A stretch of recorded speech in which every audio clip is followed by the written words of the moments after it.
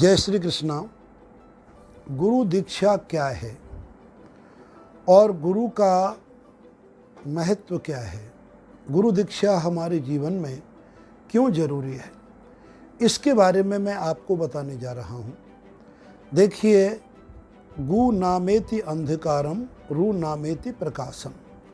गुरु शब्द का जो शाब्दिक अर्थ है यह है कि जो अंधकार से प्रकाश की तरफ ले जाए, जो व्याधियों को हटाकर खुशियों की तरफ ले जाए, जो अज्ञानता से हटा करके ज्ञान की ओर ले जाए, जो हमें जीवन में पथ प्रदर्शक करे, वो हमारा गुरु कहलाता है।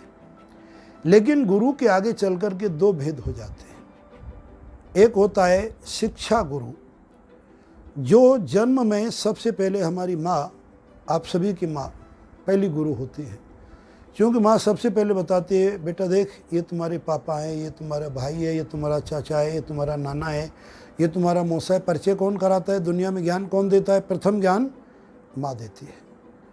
इस प्रकार से माँ गुरु होती है, पिता गुरु होता है, बड़ा भाई भी गुरु होता है और टीचर गुरु होते हैं। जिस व्यक्ति से जो कुछ सीखा जाता है वो सब कहलाते हैं शिक्षा गुरु, यानी उनसे हमें शिक्षा प्राप्त की तो उनके प्रति हम कृतज्ञ रहें, यानी हमें कृतज्ञता रहनी है, कृतज्ञ कि हम उनके प्रति आभार व्यक्त करते रहें कि टीचरों से हमने सीखा, परिवार से हमने सीखा, समाज से हमने सीखा। लेकिन ये हमारे ज्ञान के बिंदुओं में जो सर्वोपरि चीज़ है, एक कहते गुरु दीक्षा। गुरु दीक्षा का अर्थ होता है कि गुरुवर आपके कान में एक दिव्य मंत्र देते हैं, कपड़ा ढक करके। वो दिव्य मंत्र का अर्थ होता है कि वो आपके जीवन में सबसे ज़्यादा शक्तिशाली मंत्र है। प्रमाण दिया है, ध्यान मूलम गुरुर्मूर्ति, पूजा मूलम गुरु पदम, मंत्र मूलम गुरुर्वाक्यम, मोक्ष मूलम गुरु कृपा। तो उस मंत्र की शक्ति इतनी हो जाती है कि यदि आप दृढ़ आस्था के साथ उस मंत्र को निरंतर जप करेंगे तो मैं दावे के साथ, गारंटी के साथ प्रमाणित करता हूँ, आपके जीवन में जितने भी कष्ट हों, जितने भी व्याधि हों, उस मंत्र को लक्ष्य करके और जप करते चले जाओ, अपने आप आपके सामने रास्ता आ जाएगा। क्योंकि कहा कि ध्यान मूलम गुरु मूर्ति, पूजा मूलम गुरु पदम, मंत्र मूलम गुरोर वाक्यम। जो वाक्य, जो शब्द गुरुदेव ने आपके कान में सुनाया है, वो मंत्रों का, समस्त मंत्रों का मूल है, विश्व के सबसे बड़ी मंत्रों की शक्ति है।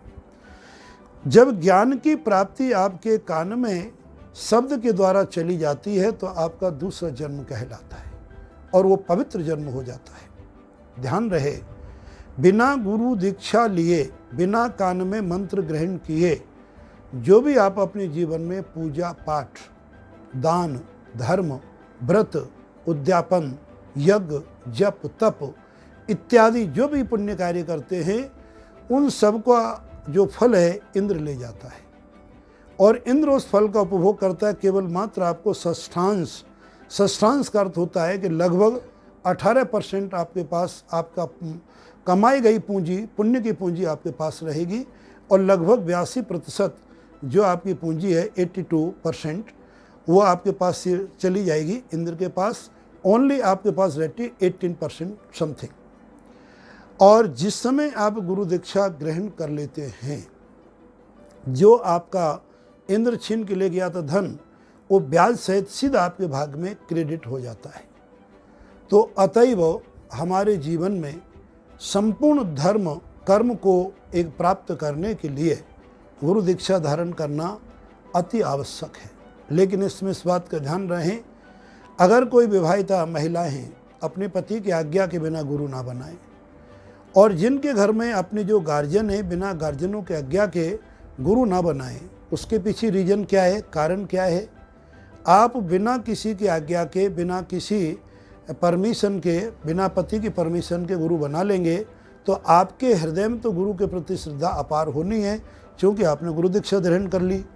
लेकिन बिना परमिशन के अगर आपने गुरु दीक्षा ग्रहण की है तो उनका भाव आपके गुरु के प्रति जरूरी नहीं कि अच्छा ही रहे, तो वो गुरु निंदा के भागी आप बनेंगे।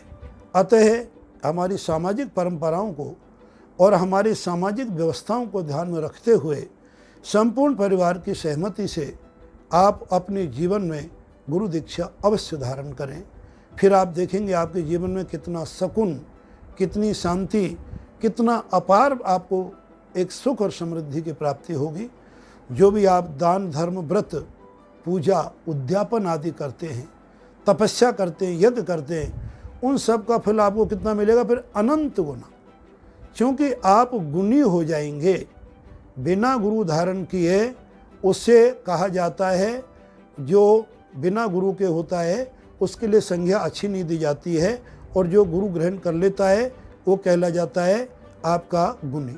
और गुणी आदमी के जीवन में संपूर्ण प्रभु की कृपा बरसती है। अतएव गुरु दीक्षा धारण करना प्रत्येक मानव के लिए आवश्यक ही नहीं बल्कि अनिवार्य है। जय श्री कृष्ण।